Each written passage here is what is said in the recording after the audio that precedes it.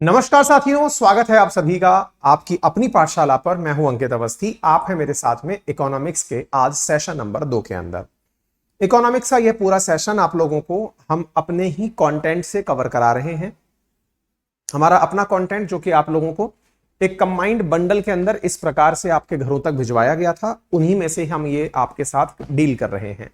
यदि आप में से कोई व्यक्ति किताबें खरीद चुका है, जैसे कि इकोनॉमिक्स की किताब जैसे हमारे सामने ये है, अगर आप अपनी तरफ से ये किताबें खोल चुके हैं तो हम पूरा इसी के अंदर से फाउंडेशन लेवल पर, क्योंकि इसमें हमने और डिटेल में बहुत सारी चीजें डाली हुई हैं जो एक बुक की मर्यादा होती है, रिक्वायरमेंट होती है, हमने काफी सारी चीजें इसमें एक्स्ट्रा भी डाली हैं, लेकिन फॉर्मेट इसी को ध्यान में रख करके आपका सेशन ये कवर किया जा रहा है। वेरी गुड मॉर्निंग छोटू, चंदन, शुभम, रिजवान, ओमकार, तनुज, अतुल, आलोक, प्रीतम, राज, संतोष, अनुराग, नरेन, सबा, रजत, ओम जी, सभी साथियों को वेरी गुड मॉर्निंग। होपफुली आप सभी लोग एकदम स्वस्थ, मस्त, तंदुरुस्त, दुरुस्त होंगे। आइए सेशन को शुरू करते हैं। कल जहां पर हम थे, जहां मैंने छोड़ा था कल के सेशन को, अच्छा मैं एक चीज और याद दिला दूं, जो भी हमारे नए साथी हैं जो नहीं जानते, कि आप अगर चाहें तो अपने पुराने सेशंस भी देख सकते हैं, है ना। जो भी सेशन चला गया उसे कितनी भी बार देखा जा सकता है, ठीक है।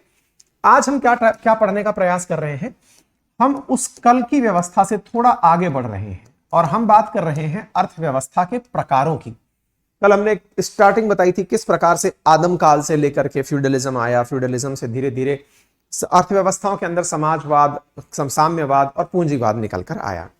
आज के सेंस में अर्थव्यवस्था जब भी बोली जाती है तो 3 प्रकार से अर्थव्यवस्था का वर्गीकरण पढ़ा जाता है।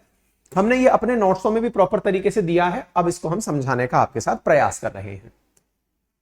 अर्थव्यवस्था के 3 रूप हम आपके साथ डिस्कस करने वाले हैं।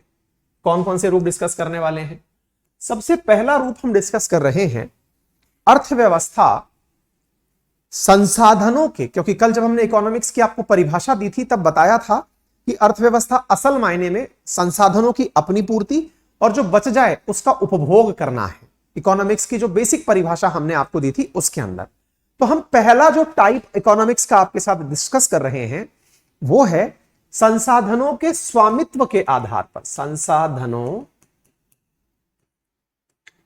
के स्वामित्व के आधार पर। इसका मतलब क्या हुआ? इसका मतलब यह हुआ कि जो रिसोर्सेज हैं उनके ऊपर किनका कंट्रोल है, इसके आधार पर इकोनॉमिक्स का प्रकार। तो इसका मतलब पहला जो टाइप है हमारा, वो रिसोर्सेज के ऊपर कंट्रोल किन लोगों का है इसके आधार पर डिस्कस किया जाएगा। दूसरा जो टाइप हम डिस्कस करेंगे, जो बी टाइप है इकोनॉमिक्स के क्लासिफिकेशन का, अंतरराष्ट्रीय संबंधों के आधार पर। अंतरराष्ट्रीय संबंधों का मतलब यह हुआ कि वह इकोनॉमी अंतरराष्ट्रीय स्तर पर किस तरह काम करती है, यानी कि इंटरनेशनल रिलेशंस के आधार पर, अंतरराष्ट्रीय संबंधों के आधार पर, ठीक है। तीसरा जो रूप है जो हम डिस्कस करेंगे आपके साथ में, जिसके अंदर हम ये बताएंगे कि अर्थव्यवस्था के 3 प्रकार हैं। तीसरा जो प्रकार हम आपके साथ डिस्कस करेंगे वो है विकास की अवस्था के आधार पर, कि कोई इकोनॉमी अल्प विकसित है, विकासशील है या विकसित है, यानी कि विकास में उसका क्या रोल चल रहा है। विकास के आधार पर ही अल्प विकसित, विकसित और विकासशील कहते हैं। तो इसका मतलब हुआ विकास की अवस्था के आधार पर, विकास की अवस्था के आधार पर, ठीक है। आज के सेशन में हम यही क्लासिफिकेशन को ढंग से समझने का प्रयास करेंगे, ठीक है। सबसे पहले जो संसाधनों के स्वामित्व की बात की गई है, संसाधनों के स्वामित्व का मतलब क्या हुआ? रिसोर्सेज की बात हो रही है, संसाधनों के स्वामित्व के आधार पर। तो जो सबसे पहला प्रकार हम आपके साथ डिस्कस कर रहे हैं, रिसोर्सेज पर कंट्रोल किसका है, इसके आधार पर इकोनॉमी को 3 भागों में बांटा जाता है। सबसे पहली इकोनॉमी रखी जाती है जिसे आप पूंजीवादी अर्थव्यवस्था कहते हैं। दूसरी अर्थव्यवस्था होती है जिसे आप समाजवादी अर्थव्यवस्था कहते हैं। तीसरी होती है जिसे आप मिश्रित अर्थव्यवस्था कहते हैं। तो सबसे पहले हम जिसको आपके साथ समझाना आसान समझते हैं, दैट इज समाजवादी अर्थव्यवस्था।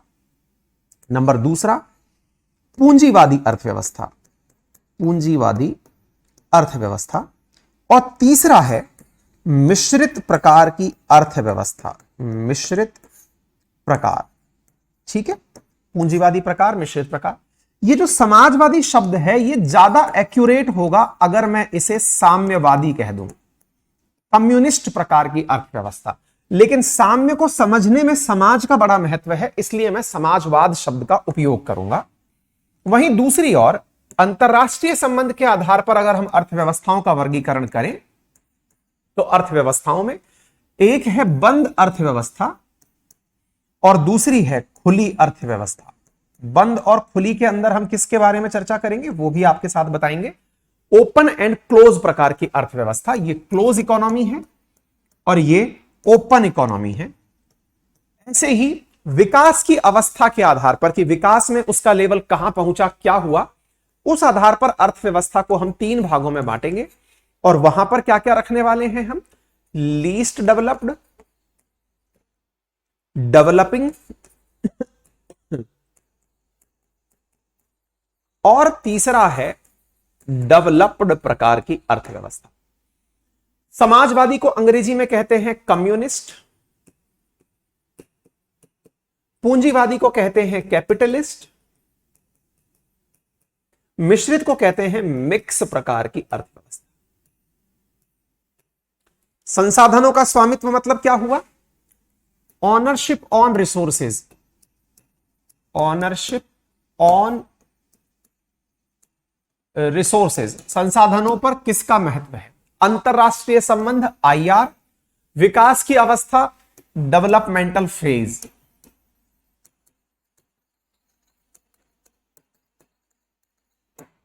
किसको बांट रहे हैं हम, इकोनॉमी। ठीक है साहब, चलिए तो शुरू करते हैं। सबसे पहले हम चर्चा करने वाले हैं संसाधनों के स्वामित्व के आधार पर अर्थव्यवस्था कितने प्रकार की है। हां जी, एक बालक बोल रहे हैं सर जी जो बुक का पीडीएफ वीडियो वाइज पूरा डाल दीजिएगा। आनंद, नहीं पॉसिबल है, पूरी बुक की पीडीएफ हम नहीं डाल सकते, इतने भी हम लोग बेवकूफ तो सही शायद प्रतीत ना होते हो आपको कि पूरी की पूरी बुक उठाकर पीडीएफ आपको डाल दें, तो फिर हमारा जो मेहनत है, जो हम लोग किताब आपके साथ में साझा करते हैं, उसका कोई महत्व बचेगा नहीं। हम इस पूरे कंटेंट को आपको पीपीटी के रूप में जितना मैं यहां बोर्ड पर दिखा रहा हूं उपलब्ध करा दूंगा। पूरी किताब नहीं डाल सकता आनंद, है ना। उम्मीद है कि आप इस चीज को समझ पाए, है ना। चलिए, पूरी किताब ही डाल दी तो बेटा फिर इस किताब का इंडिविजुअल एग्जिस्टेंस खत्म हो जाएगा ना। फिर इस किताब को मतलब मार्केट में निकालने का हमारा औचित्य क्या रहेगा, मतलब उस टीम का क्या होगा, उस प्रिंटिंग प्रेस का क्या होगा जिसने ये किताब छाप करके बच्चों के लिए बहुत ही नॉमिनल कीमत पर मार्केट में निकाली है ना। इसलिए, लेकिन आप चिंता मत करिए, जो किताब में है मैं वो बोर्ड पर पढ़ाऊंगा। अगर आपको किताब नहीं लेनी तो आप उसकी परेशानी बिल्कुल मत लीजिए, आप बैठकर तसल्ली से नोट्स बनाइए। जो चीजें बच जाएंगी उन्हें आप किसी भी स्टैंडर्ड टेक्स्ट बुक से पढ़ सकते हैं, सब में दिया हुआ है। हमने भी अगर ये किताब तैयार की है तो ये हमारी किताब नहीं है, हमने दुनिया भर की इधर उधर किताबों में ताक झांक की है, दुनिया भर के नोट्सों में ताक झांक की है। जो भी मैं भी कहीं से पढ़ के निकला हूं, मेरे स्टूडेंट्स भी पढ़ के निकले, सबने इधर उधर का कंटेंट एक जगह अच्छे तरीके से अपने अनुसार व्यवस्थित करके देने का प्रयास किया है ना। बाकी जो मैं पढ़ाऊंगा वो पूरा आपको कंटेंट पीडीएफ फॉर्मेट में मिल जाएगा, आप उसकी फिक्र मत करिए। सबसे पहले हम बात करते हैं संसाधनों के प्रकार के आधार के, स्वामित्व के आधार पर। यहीं से सारा के सारा गेम शुरू होता है जिसके बारे में आज हम चर्चा कर रहे हैं, कम्युनिस्ट, साम्यवाद। अच्छा, अब कई जगह इसी को समाजवाद बोला गया, लेकिन मैं आपको वो बाद में एक्सप्लेन करूंगा क्या समझाया गया है। ठीक है, शुरुआत करते हैं साथियों। बात है जब दुनिया के अंदर यह समझ विकसित होने लगी कि जितने भी संसाधन दुनिया भर में लोग पैदा कर रहे हैं वो उनकी आवश्यकता की पूर्ति तो कर रहे हैं, लेकिन जो अतिरिक्त उत्पादन हो गया उससे धन का उपार्जन किया जा सकता है और धन के उपार्जन से अपने आप को नई ऊंचाइयां दी जा सकती हैं। आसान भाषा में समझते हैं, फिर हम इसको यहां पर लेकर पहुंचेंगे। आज आप और मैं, जैसे मैंने कल खेती का उदाहरण दिया था कि आपने अगर खेत में गेहूं पैदा किया और आपको यह लगता है कि गेहूं जो है वो हमने बहुत ज्यादा पैदा कर लिया है, तो ऐसी स्थिति में आप क्या करेंगे?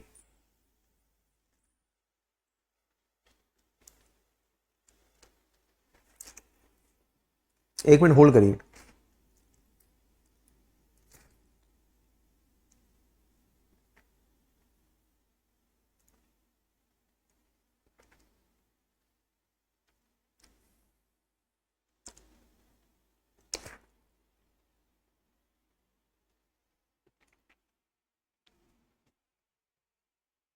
हाँ जी, तो सबसे पहले हम बात कर रहे हैं समाजवाद साम्यवाद की। जो मैंने कहा, एक खेत में आपने बहुत सारी फसल पैदा की, आपने जरूरत भर की फसल अपने लिए रख ली, बाकी जो बच गई आपने बेच ली।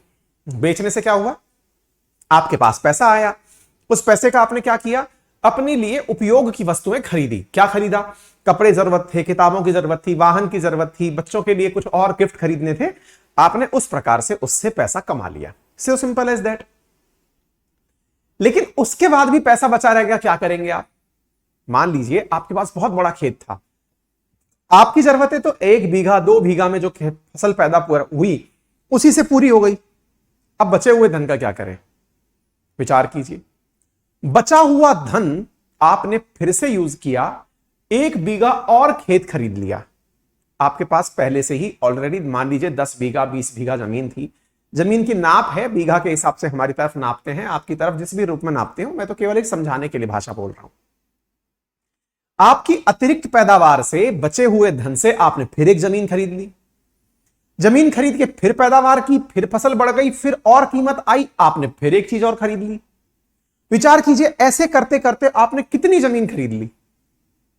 आपकी पैदावार तो बढ़ती ही जा रही है, आपकी तो कमाई इंक्रीज ही होती जा रही है। तो अब क्या कहें, तो कहने का मतलब यह हुआ कि जीवन में यह जो धन है, यह धन से धन बनाने की एक अद्भुत कला भी सिखाता है। और यह है दौर जब सबसे पहले समझ में आया, उस समय एक संघर्ष की स्थिति पैदा हो गई। क्या संघर्ष पैदा हुआ, अमीर और अमीर होता जा रहा था। असल मायने में जब हम साम्यवाद की बात करते हैं, उससे पहले जो असली रूप था वो ये रूप था जो मैंने आपको समझाया, पैसे से पैसा बनाने का रूप, जिसे मैं पॉइंट नंबर 2 कह के आपको समझाने की चेष्टा कर रहा हूं, दैट इज पूंजीवाद। और पूंजीवाद में सबसे इंपॉर्टेंट चीज क्या है, पैसे से पैसा कैसे बनाया जा सके। पैसा, उससे फिर पैसा, उससे फिर पैसा, मतलब धन से और धन की पैदावार की जाने वाली चीज। ये इनिशिएशन कैसे हुआ, इनिशिएशन कैसे हुआ, अतिरिक्त जब आपने कमाया, इसको क्या कहते हैं अंग्रेजी में, कैपिटलिज्म। समझाएंगे ये पूरी की पूरी बात क्या है, ये कैसे है, लेकिन इसको पहले समझने का प्रयास कीजिए कि आपने जो धन अतिरिक्त रूप से पैदा किया, वह धन आपने संचित किया, उससे और चीजें पैदा कर ली, और से और पैदा करते चले गए। अब एक बात बताइए, दुनिया में सभी संसाधन इतनी बड़ी मात्रा में तो नहीं है कि उनसे सबकी पूर्ति हो जाए, लेकिन जिनके पास पैसा है वो अपनी पूर्ति कर सकते हैं। और जिनके पास पैसा है, जिन्होंने अपनी पूर्ति कर ली, तो फिर यह बताइए कि उसका क्या होगा जिसके पास पैसा नहीं है। इसका मतलब क्या हुआ कि पैसे वाला तो और पैसे वाला होता चला गया, लेकिन जिसके पास धन नहीं है वो निर्धन होता जा रहा है। आपके दिमाग में फिर प्रश्न आएगा, निर्धन कैसे हो रहा है सर। उदाहरण के रूप में समझ लो, आपको जमीन बेचेगा कौन, जिसके पास खुद के पास धन है वो जमीन बेचेगा क्यों, उसको तो जमीन और खरीदने की लालसा आ चुकी है। जिसके पास धन का अभाव हो रहा है, क्योंकि संसाधनों पर तो आपने एक अधिकार कर लिया ना, आपने जमीन में जो पैदा किया वो अपने पास रख लिया, आपने तेल जितना पैदा किया वो अपने पास रख लिया, आपने कपड़े जितने पैदा किए वो अपने पास रख लिए, आप तो भाव को ऊपर नीचे करके चला रहे हैं। इसका मतलब धनवान तो अपने धन से और ज्यादा धनवान हो रहा है, और जो निर्धन है वो अपनी संपत्तियों को बेचता जा रहा है ताकि वो गुजारा बसेरा कर सके। यानी निर्धन और निर्धन होता जा रहा है। पूंजीवाद में सबसे आसान चीज क्या थी, ध्यान से समझने की आवश्यकता है। अर्थव्यवस्था के इस प्रारूप में संसाधनों पर नियंत्रण किसका है, तो आंसर आया पूंजीवादी व्यवस्था के अंदर संसाधनों पर नियंत्रण आम आदमी का है। ध्यान से समझना, हमने जो पहला रूप डाला था संसाधनों के स्वामित्व के आधार पर अर्थव्यवस्था का विभाजन, उसमें जो हमने टाइप डाला है पूंजीवाद, पूंजीवाद क्या कह रहा है कि जो संसाधन हैं उन पर कंट्रोल किसका है, तो संसाधनों पर व्यक्ति का या निजी व्यक्ति का, प्राइवेट पर्सन का, आप और हम क्या हैं, प्राइवेट पर्सन हमारा कंट्रोल है। प्राइवेट पर्सन का कंट्रोल पूंजीवादी व्यवस्था में होता है, तभी वह प्राइवेट व्यक्ति अपने कमाए हुए धन से, पैसा मतलब धन से, और धन प्राप्त करता है, और उसके प्राप्त किए धन के कारण कोई व्यक्ति है जो निर्धन होता चला जाता है। सर, तो पूंजीवादी अर्थव्यवस्था की अच्छाई क्या है, मतलब इसको पढ़ा क्यों जाए, मतलब अर्थव्यवस्था के अंदर खासियत क्या है? मैंने कहा इसकी सबसे अच्छी खासियत यह है कि जिस व्यक्ति के पास में कंट्रोल है वो अपने अपने तरीकों का अधिकतम उपयोग सुनिश्चित कर सकता है। कहना क्या चाहते हो? आज समझो, अंबानी और अडानी की अगर हम बात करें, अंबानी देश में बहुत अच्छे से एक प्राइवेट रिफाइनरी चला रहा था, ऐसे समझते हैं अपन, बढ़िया से तेल निकाल रहा था, तेल की रिफाइनिंग कर रहा था, और रिफाइनिंग करके दुनिया में प्राइवेट आधार पर सबसे बड़ी रिफाइनरी चला रहा था। यह सबको मालूम है, रिलायंस की रिफाइनरी चल रही थी। लेकिन उस रिफाइनरी से मुनाफा मिला। उस मुनाफे का लाभ उन्होंने कैसे लिया? उस मुनाफे से उन्होंने एक और बिजनेस खड़ा कर दिया। कैसे खड़ा किया? क्योंकि उनको अपने तरीके से बिजनेस करना आता था कि व्यापार कैसे किया जाता है। प्राइवेट व्यक्ति ने अपने धन का एक अन्य धंधे में उपयोग करके रिलायंस जियो खड़ा कर दिया। विचार कीजिए, जिस समय जियो आया था उस समय मार्केट के अंदर रिलायंस की कोई पहचान नहीं थी। पहले वाला रिलायंस चलता था जो उनके छोटे भाई का था, मुकेश का, उसका अनिल का था। ठीक है, इसका मतलब क्या हुआ? धनवान व्यक्ति ने अपने स्किल का उपयोग करके टेलीकॉम सेक्टर के अंदर भी, क्योंकि स्किल क्या है व्यापारी के पास? व्यापार करने की कला, व्यापार में मुनाफा कमाने की कला, उसने उसका उपयोग करके टेलीकॉम सेक्टर में भी धूम मचा दी। अभी सुनने में आ रहा है कि आने वाले 1-2 महीने के अंदर सरकार जो सैटेलाइट से चलने वाले इंटरनेट हैं, जिसमें कि एलन मस्क की स्टारलिंक का नाम भी आता है, उनको परमिशन देने वाली है। लेकिन इस बीच में रिलायंस भी मार्केट में वो वाला सैटेलाइट व्यवस्था लेके आने वाला है। इसका मतलब क्या हुआ? इसका मतलब यह हुआ कि जैसे जैसे आपके पास पैसा आ रहा है, आप व्यापार में और कई व्यवस्थाएं विकसित करते चले जा रहे हैं। ऐसी व्यवस्थाओं में पूंजीवादी व्यक्ति, यानी जिसका संसाधनों पर खुद का नियंत्रण है, वो उनका ऑप्टिमम यानी बेहतरीन तरीके से उपयोग करके उनसे और धन प्राप्त करने के साधन विकसित कर लेता है। तो बोले सर ये तो बहुत अच्छी बात हुई। अगर देश में अंबानी अडानी जैसे 15-20 अगर ऐसे इंडस्ट्रियलिस्ट हो जाएं तो फिर सोचो दुनिया में हमारा क्या नाम होगा। आज जैसे अमेरिका के अंदर माइक्रोसॉफ्ट है, एप्पल है, या जो भी बड़ी कंपनी का नाम आप लें, वो सब, फेसबुक है, वो सब वहीं पर हैं। आज उनकी वजह से अमेरिका का सब जगह नाम है। मैंने कहा बहुत बढ़िया। मैंने कहा ये जो आपने सुना ये सारा सकारात्मक पक्ष था, तो फिर इसका नकारात्मक पक्ष क्या है सर? इसका नकारात्मक पक्ष ये है कि जब सारे संसाधनों पर कुछ ही लोगों का नियंत्रण हो जाएगा तो उन बाकियों का क्या होगा? वो तो बाकी नौकर बन के रह जाएंगे। ऐसी स्थिति में एक व्यक्ति के पास या 10-15 व्यक्तियों के पास तो इतना पैसा हो जाएगा कि वो देश की पूरी इकोनॉमी का 90% तक हो सकता है। आप सोचिए कि हमारे देश के टॉप 100 इंडस्ट्रियलिस्ट को या बड़े पैसे वालों को अगर ले लिया जाए तो देश की कुल संपत्ति का 80% उन्हीं के पास है। अब आप विचार कीजिए कि 100 लोगों के पास 80% और बाकी सब में हम सब जी रहे हैं। इसका मतलब क्या हुआ? पूंजीवादी अर्थव्यवस्था में संसाधनों का प्राइवेट पर्सन के द्वारा होल्डिंग होता है, लेकिन उस होल्डिंग से नुकसान किसका होता है? निर्धन का होता है। और दूसरा, उस स्किल का उपयोग करके वो तो बड़ा बन जाता है, लेकिन संसाधनों का समान वितरण नहीं होता। संसाधन बोले तो रिसोर्सेज, संसाधनों का समान वितरण नहीं। अब इसको थोड़ा ध्यान से समझना भैया। संसाधनों का समान वितरण नहीं, इसका मतलब क्या है सर? इसका मतलब यह है कि मुझे पता है कि मेरे देश में कोयला है, मुझे पता है कि मेरे देश के अंदर सोना है, चांदी है, ठीक है, सब ये सब कुछ पता है। ऐसी स्थिति में जब मुझे ये सब पता है तो मुझे ये बताइए कि मेरे रिसोर्सेज पर किन्हीं 4-5 कंपनियों का ही अधिकार क्यों हो? आज जब हम बात करते हैं भारत के उन राज्यों की जहां पर नक्सलवाद है, वो नक्सलवाद असल में क्यों है? नक्सलवाद असल में इसीलिए है क्योंकि नक्सलियों का कहना है कि जंगल मेरा, जमीन मेरी, लेकिन जंगल के नीचे निकला हुआ कोयला एक उद्योगपति आता है और वो लेकर चला जाता है। भाई ये टाटा वगैरह सब वहीं से तो कोयला निकालते हैं, सेल गेल बेल ये सब वहीं तो काम करती हैं। बोले एक बड़ी कंपनी आती है, वहां से खुदाई करती है, माल लेकर चली जाती है। जब रिसोर्सेज मेरे हैं तो उस पर नियंत्रण मेरा क्यों नहीं है? किसी पैसे वाले का नियंत्रण क्यों है? समान वितरण किसे कहते? समान वितरण तो यह हुआ कि यह कोयला यहां पर निकल रहा है जो मेरा है, मैं बेचूंगा इसको, मैं मेरे हिसाब से इसका उपयोग करूंगा। तो इसका मतलब समझने का प्रयास करते हैं कि संसाधनों पर प्राइवेट नियंत्रण के चलते जो रिसोर्सेज हैं उन पर समान वितरण यानी इक्वल डिस्ट्रीब्यूशन अप्लाई नहीं होता। इसके नेगेटिव इंपैक्ट क्या होते हैं? भाई प्रतिरोध निकल के आता ही है। भारत में जो नक्सलवाद निकलकर आया उसको हमने आज तक आतंकवाद की परिभाषा क्यों नहीं दी?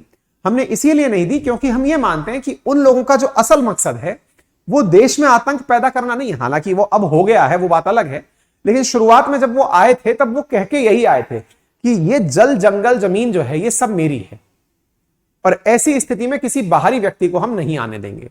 तो इसका मतलब संसाधनों के समान वितरण के खिलाफ आंदोलन शुरू हुआ था। ठीक है, तो संसाधनों पर प्राइवेट पर्सन का कंपेयर।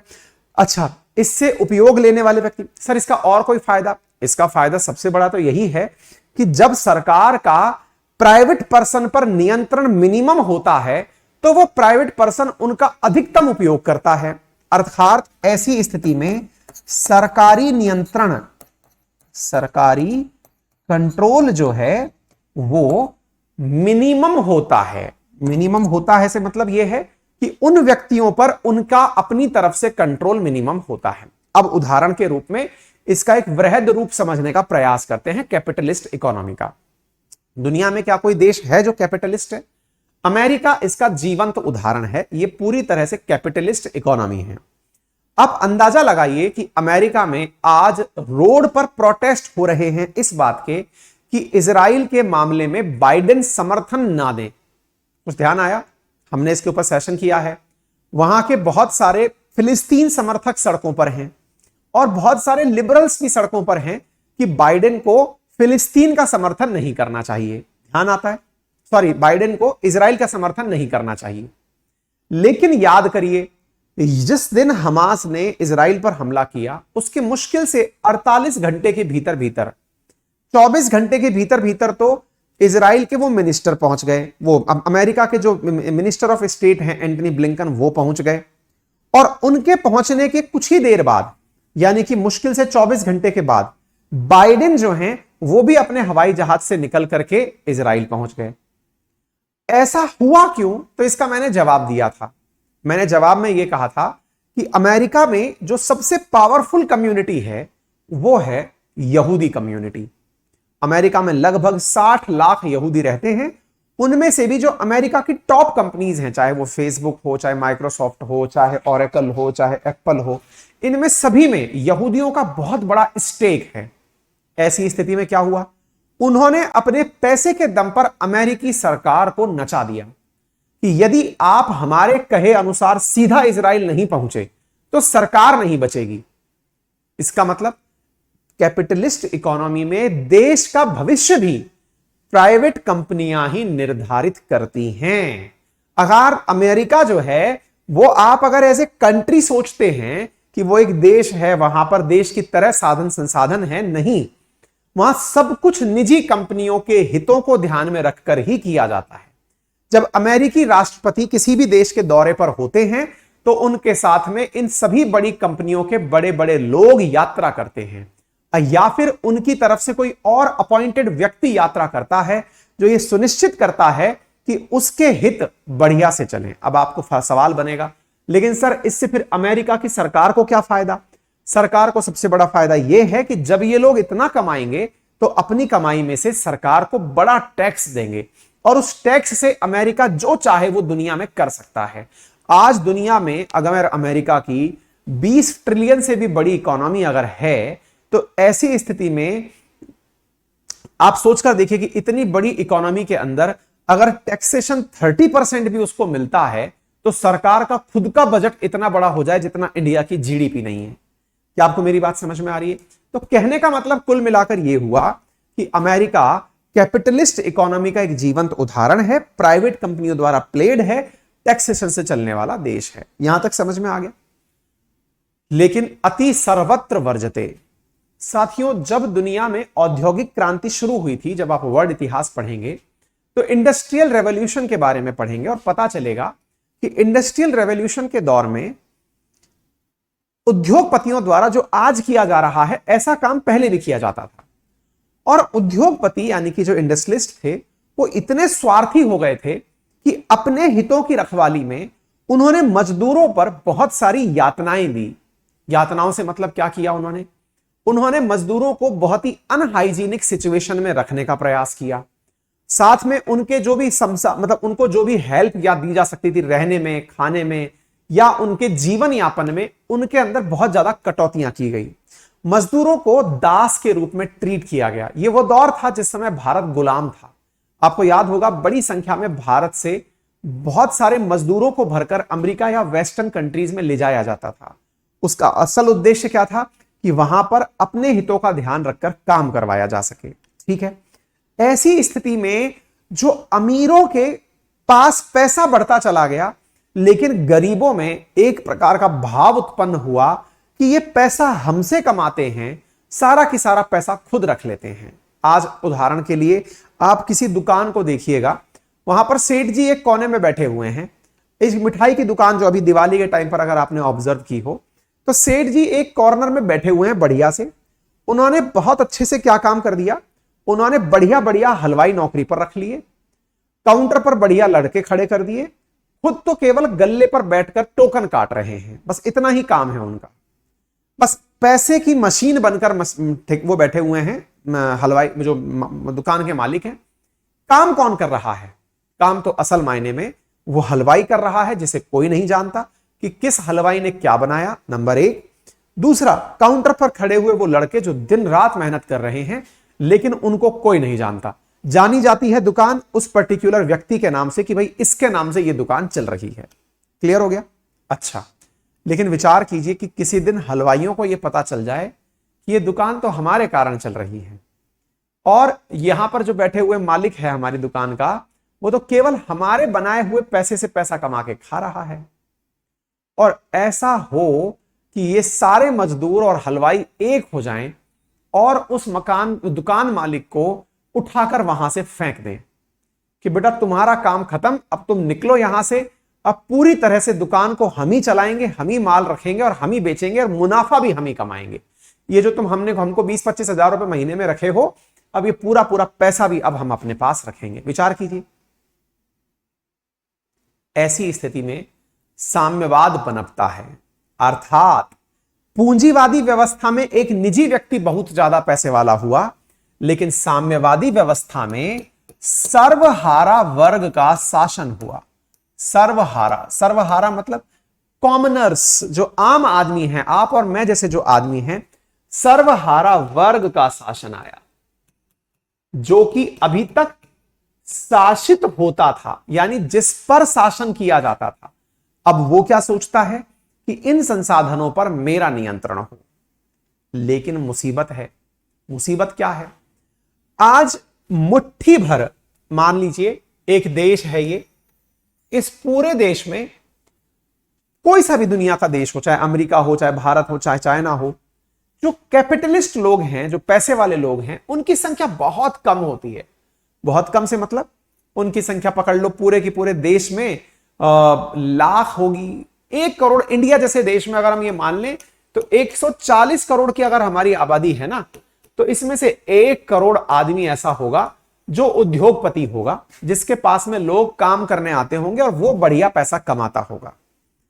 लेकिन 139 करोड़ लोग अगर उतरकर सड़कों पर आ जाएं और कहें कि मुझे तो इस पर नियंत्रण स्थापित करना है, और निश्चित ही करना भी चाहिए।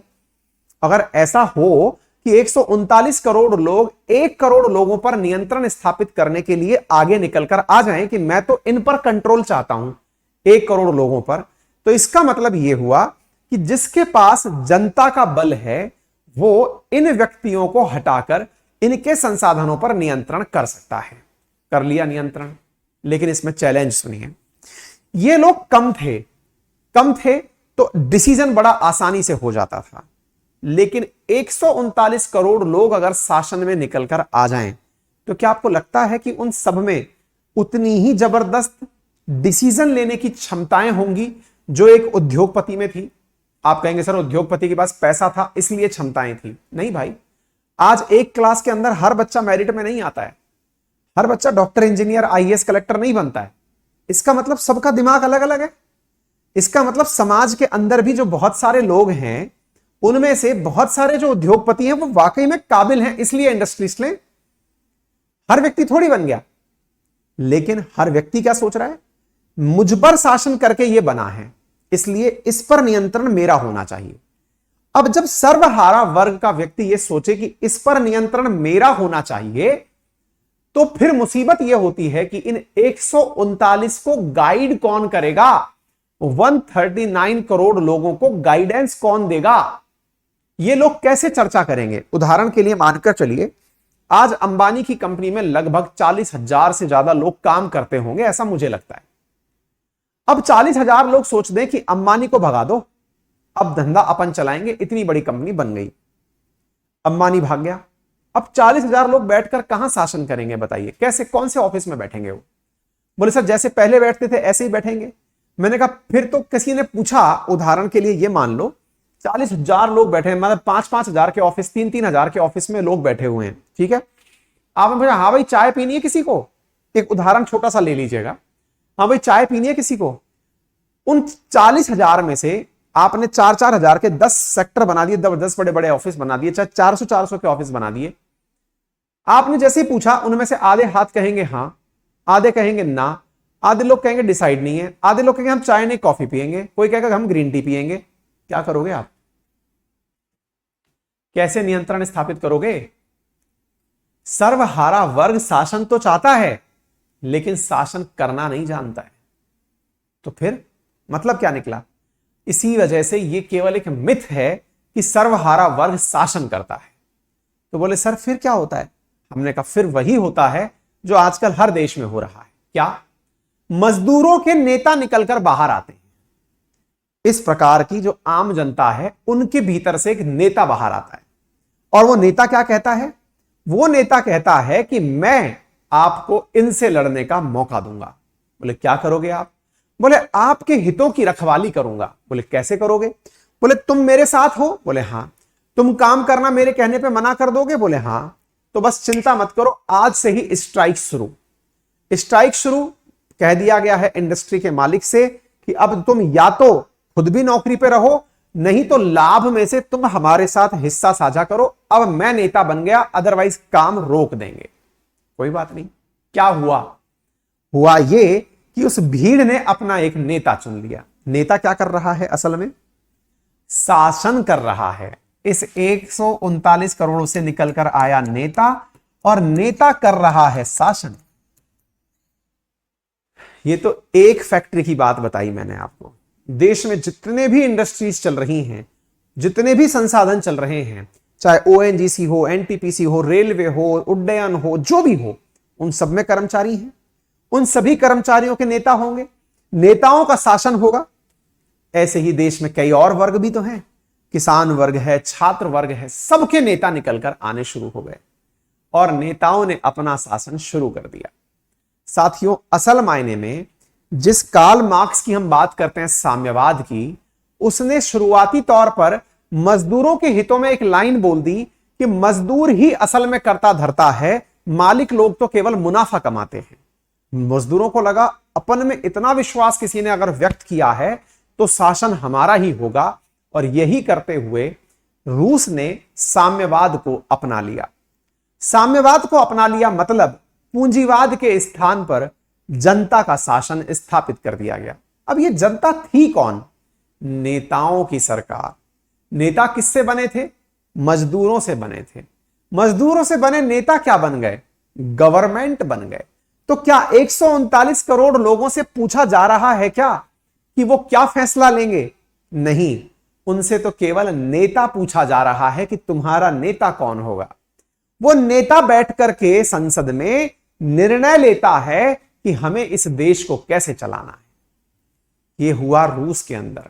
जितने भी प्राइवेट संसाधन थे, जितने भी प्राइवेट प्रॉपर्टीज थी, उन सब के ऊपर आम आदमी का नियंत्रण दे दिया गया, या आसान भाषा में कहिए सरकार का नियंत्रण आ गया। और सरकार ने अपने लेवल पर कि हां भाई ये खेत इतने लोग बोएंगे, इस फैक्ट्री को इतने लोग चलाएंगे, इस फैक्ट्री को इतने लोग चलाएंगे, इस प्रकार से सब पर नियंत्रण कर लिया। साम्यवाद का मतलब समझ पा रहे हैं? जब देश के सभी संसाधनों पर, जैसे हमने यहां पे क्या कहा, संसाधनों का समान वितरण नहीं, लेकिन दूसरी तरफ क्या कर दिया, जब संसाधनों का वितरण खुद सरकार सुनिश्चित कर ले कि किसको क्या देना है, और कोई भी निजी स्वामित्व ना हो, कोई भी प्राइवेट पर्सन ना हो, तो उसे साम्यवाद कहा जाता है। फिर आपके दिमाग में एक प्रश्न आएगा, सर तो फिर एक बात बताइए, ऐसी स्थिति में बुराई क्या है? आप सोचिए ना, कोई गरीब बचेगा ही नहीं, क्योंकि आपने कहा था गरीब और गरीब हो जाता है। ऐसी स्थिति में सोचिए, अब उस गरीब के पास भी फैक्ट्री होगी, उस गरीब के पास भी खेत होगा, उस गरीब के पास भी घर होगा। आप सोचिए गरीब कितना माला माल हो जाएगा। मैंने कहा बहुत बढ़िया। मैंने कहा वैसे एक बात बताइए। बोले हाँ पूछिए। माइक्रोसॉफ्ट या फिर एप्पल या फिर फेसबुक बनाने की क्या किसी गरीब ने कभी सोची नहीं थी क्या? बोले सर सोची तो थी। न जाने कितने ही स्टार्टअप्स आज इंडिया में रोजाना खुलते हैं और उसी स्पीड से बंद भी हो जाते हैं। न जाने कितने लोगों ने कुछ ना कुछ नया बनाने का दिनों रात प्रयास किया, तब जाकर कोई एक प्रोडक्ट बनकर आया। मुझे यह बताओ, उस प्रोडक्ट को बनाने में क्या किसी आम जनता का कोई सहयोग था क्या? बोले कोई सहयोग नहीं था। लेकिन आज वो प्रोडक्ट बन गया है, उस पर आप सब अपना नियंत्रण चाहते हो। बोले हाँ बिल्कुल, क्योंकि वो बेच तो हमें ही रहा है, हमें को वो वस्तु बना रहा है, हमारा ही उपयोग कर रहा है। हमने कहा बहुत बढ़िया। इसका मतलब यह हुआ कि आप ये तो मानते हैं कि हमारे बस की बात नहीं थी फेसबुक बनाना, हमारे बस की बात नहीं थी एप्पल बनाना, हमारे बस की बात नहीं थी माइक्रोसॉफ्ट बनाना, लेकिन अब बन गया है तो नियंत्रण हमारा होना चाहिए क्योंकि हम मजदूर हैं। बहुत बढ़िया। तो मुझे केवल इतना बता दो कि उस मार्क जकरबर्ग के या फिर जेफ बेजोस के या वारेन बफेट के या बिल गेट्स के चेहरे पे पागल लिखा है क्या? बोले क्यों? भाई मैं तो पैदा करूं धंधा, और मैं धंधा पैदा करूं और आकर के जनता उस पर कंट्रोल कर ले। क्या आपको ऐसा लगता है? आप सोचिए, अगर ऐसी स्थिति हो कि सभी संसाधनों पर सरकारी नियंत्रण अगर स्थापित हो जाएगा, तो आपको लगता है कि कोई नई खोज करेगा, कोई नया व्यक्ति आएगा जो ये कहेगा कि लाओ साहब आज कुछ नया पैदा करेंगे? भाई फिर वारेन बफेट हो या जकरबर्ग हो या बिल गेट्स हो, इन्हें जरूरत क्या पड़ी है? आराम से बैठकर ये भी सरकारी पैसे का लाभ लेंगे, और लाभ लेंगे तो सरकार जैसे चलती है वैसे चलती रहेगी। आपको जानकर आश्चर्य होगा, साम्यवाद का शुरुआत बहुत जबरदस्त होता है। लोगों के मन में इतनी खुशी कि उसके ऊपर आप कह ही नहीं सकते कि क्या बन गया। क्यों? क्योंकि भीड़ तंत्र है। भीड़ के अंदर इतने सारे लोग अगर एक साथ खुश होंगे, इनकी संख्या बहुत कम है, इनकी तो बातें भी वोटिंग में गिनी नहीं जाएंगी। ऐसी स्थिति में भीड़ जिससे खुश होगी, सोचकर देखिए वो लोग कितने बड़े बनकर जिएंगे। यूएसएसआर के साथ भी यही हुआ। जब भीड़ को इस प्रकार से पता चला कि उनका सारा की सारा कंट्रोल खुद का आ गया है, भीड़ ने कहा मजा आ गया, भगा दो इंडस्ट्रियलिस्ट को, भगा दो। इंडस्ट्रियलिस्ट ने जो बनाया है उस पर नियंत्रण कर लो, बनाकर नियंत्रण कर लिया। परिणाम क्या निकला? 1991 में यही यूएसएसआर 15 देशों में टूट गया। कितने देशों में? 15 देशों के अंदर टूट गया। और उसके बाद का अंतर पता है आप? 1991 के बाद उस यूएसएसआर ने साम्यवाद को ही छोड़ दिया कि नहीं, ये तरीका नहीं है देश चलाने का। तो बोले क्या तरीका है? बोले भैया जिसके पास हुनर है उसे हुनरमंद ही रहने दो। आज आप सरकारी वादे देखते हैं, अब आप रिलेट करिएगा इंडिया से, हम कहां खड़े हैं, आपको अपने आप सारी बातें समझ में आने लगेंगी। एक और उदाहरण दे देता हूं। आज भी कोई देश अगर साम्यवादी है तो उसका नाम क्यूबा है। क्यूबा फिदेल कास्त्रो का देश, अगर याद हो आपके, जिसने कि कभी अमेरिका पर मिसाइल तान दी थी। क्यूबा में कोई भी प्राइवेट हॉस्पिटल, प्राइवेट स्कूल नहीं है, सब कुछ सरकारी है, सरकारी नियंत्रण में है। लेकिन सरकार कौन है? कास्त्रो परिवार। एक ही परिवार के लोग अपने द्वारा नियंत्रण लेकर सरकार चला रहे हैं। जनता को लगता है जनता का शासन है, लेकिन जनता ने जिन्हें नेता बनाया था, अब वो नेता ही सब पर शासन कर रहा है। अर्थात साम्यवाद की सबसे बड़ी बुराई क्या है? वो सर्वहारा वर्ग पहले भी शोषित ही था, आज भी शोषित ही है, और बदकिस्मती ये है कि अब जिसने पैसे कमाने की कला सीख ली थी वो भी देश छोड़कर जा चुका है, क्योंकि वो आपके पास नहीं तो कहीं और जाएगा। क्या आपको मेरी बात समझ में आ रही है? तो ध्यान रखिएगा, पूंजीवाद में एक्सट्रीमिज्म क्या है? पूंजीवाद में पैसे वाला और पैसे वाला हो जाता है, इतना पैसे वाला हो जाता है कि सरकार को अपने इशारे पर चलाता है। वहीं दूसरी ओर साम्यवाद में सब कुछ सरकारी हो जाता है, आम जनता तो चाहती है कि उसके हिसाब से काम हो। आज आप देखिए ना, अपने देश में चुनाव प्रचार होता है, क्या घोषणाएं होती हैं? कर्ज माफ कर दिया जाएगा, सबको लैपटॉप बांट दिए जाएंगे, सबको स्कूटर बांट दिया जाएगा, सिलेंडर फ्री कर दिया जाएगा, बिजली फ्री, पानी फ्री, ये सब वो फ्री। सब भाषण सुनते हैं आप लोग, लेकिन कभी विचार किया है ये साम्यवाद की तरफ बढ़ता हुआ कदम है? इसका नुकसान क्या होता है? इसका नुकसान होता है कि देश में इस बार सबसे ज्यादा लोग विदेश जाकर शिफ्ट हुए हैं। करोड़पति जो लोग हैं, सबसे बड़ी मात्रा में इंडिया से निकलकर विदेश बसने चले गए। क्यों? क्योंकि उन्हें यह समझ में आ गया कि टैक्स हम देते हैं और ये लोग, इनको अपने शासन को चलाना है, और शासन चलाने के लिए अपने लेवल पर ये जनता को मूर्ख बनाकर वोट ले लेते हैं। वोट से ये हम पर भी शासन करते हैं और जनता पर भी शासन करते हैं, क्योंकि मुफ्त की रेवड़ियां इस भीड़ को बहुत जल्दी पसंद आती हैं, क्योंकि इनके पास इतना दिमाग नहीं है जितना बिल गेट्स, वॉरेन बफेट इनके पास था। ऐसी स्थिति में ये भीड़ क्या चाहेगी कि मैं भी तो क्यों ना इसका मालिक बनूं। उसे नहीं पता है। आज इसका सीधा सा उदाहरण आप अपनी क्लास में देख लीजिए ना, आप अपनी क्लास में देख लीजिए। आज 100 लोग अगर दौड़ लगाने निकले तो सबके सब उसैन बोल्ट नहीं बन जाएंगे ना। सब में अपनी अपनी स्किल्स हैं। सब क्रिकेट खेलना शुरू करें तो सब तेंदुलकर या कोहली नहीं बन जाएंगे ना। इसका मतलब समझिए, हर चीज में एक्सपर्टाइज हो, इसका बेहतरीन उपयोग कौन करता है? पूंजीवाद करता है। और उसका सबसे ज्यादा बर्बाद कौन करता है? तो साम्यवाद करता है। अब आपके दिमाग में एक प्रश्न आना शुरू होगा, सर क्यूबा बताया, यूएसएसआर बताया, लेकिन चाइना के बारे में क्या कहेंगे? हमने कहा आ रहे हैं, उसके ऊपर भी आ रहे हैं। आपको दो एग्जाम्पल देंगे, चाइना और सिंगापुर, दो अलग उदाहरण हैं। इनको दोनों को बिल्कुल अलग तरीके से समझा जाएगा। इस बीच में फिर आपके दिमाग में अब तक अपने आप को लेकर प्रश्न आना शुरू हो चुका होगा, और वो प्रश्न ये है कि सर फिर इंडिया क्या है? मैंने कहा इंडिया मिश्रित अर्थव्यवस्था है। मिश्रित मतलब, मिश्रित का मतलब यह है कि जो काम पूंजीवादी व्यक्ति को करना है या फिर किसी बुद्धिमान व्यक्ति को करना है वो करे, और जो व्यक्ति हमारे देश में मिश्रित अर्थव्यवस्था चाहने वाले लोग हैं, सरकार का काम है कि पूंजीवादी व्यक्ति से पैसे कमाए जाएं टैक्स लगाकर, और उससे पैसे लेकर के उस टैक्स से गरीब का पालन पोषण किया जाए।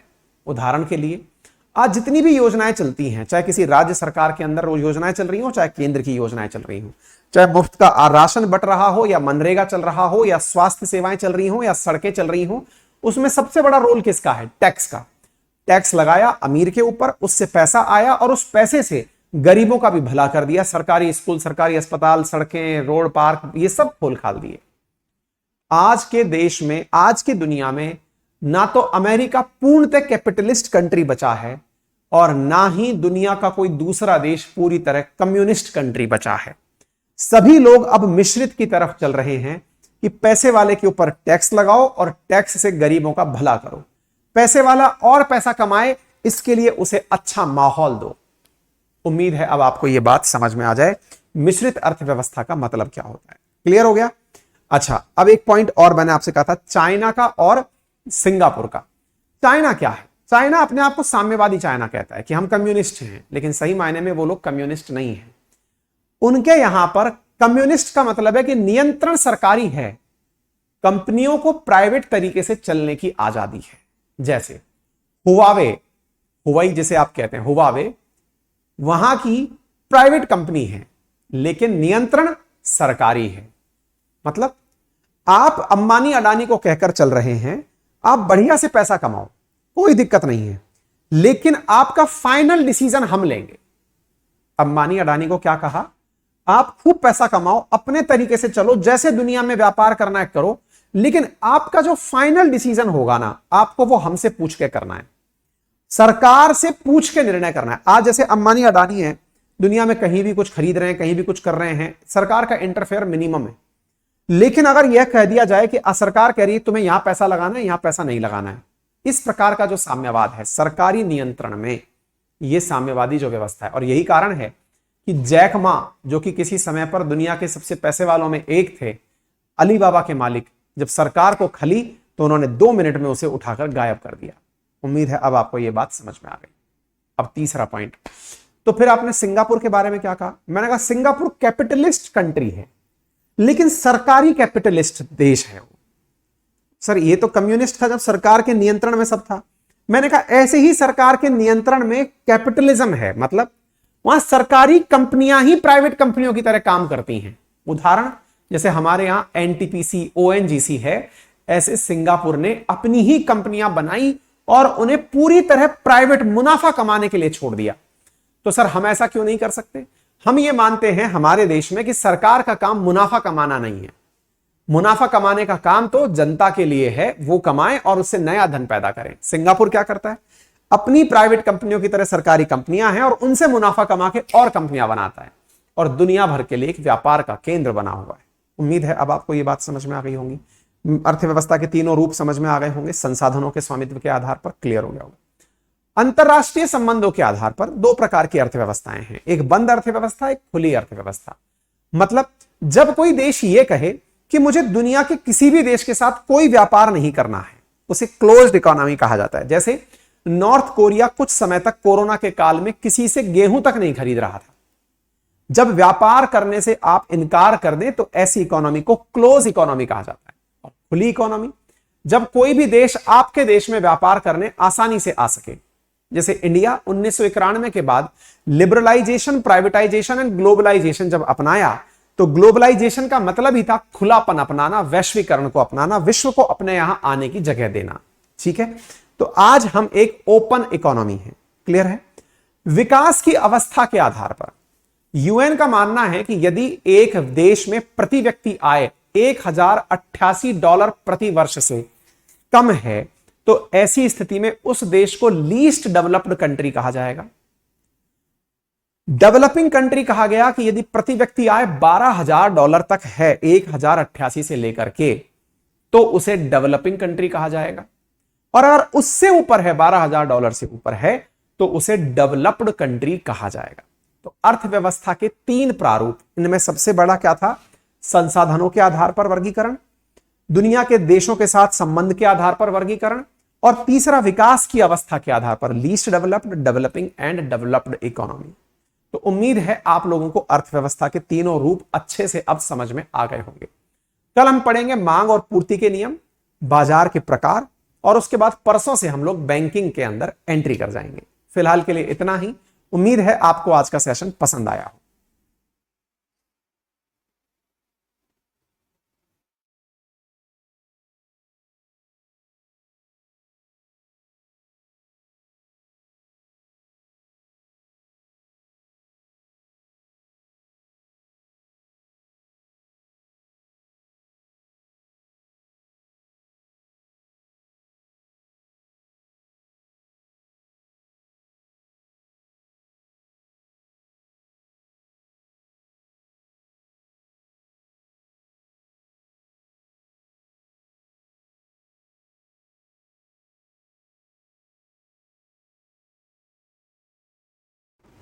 अंशु लिख रहे हैं कि सर आपने भारत को समाजवादी बताया था। बिल्कुल, समाजवादी टर्मिनोलॉजी इकोनॉमिक टर्मिनोलॉजी नहीं है, पॉलिटिकल टर्मिनोलॉजी है। तो ये जो मिश्रित अर्थव्यवस्था है, इसे समाजवादी अर्थव्यवस्था के नाम से भी जाना जाता है। इसलिए हमने वर्गीकरण जब शुरुआत में आपको बताया था, तब भी एक लाइन लिखी थी, समाजवादी, कम्युनिस्ट और मिश्रित अर्थव्यवस्था, इन तीनों का आजकल समानांतर उपयोग हो रहा है। ये पर कैपिटा इनकम कैसे निकाली जाती है जरूर हम बताएंगे।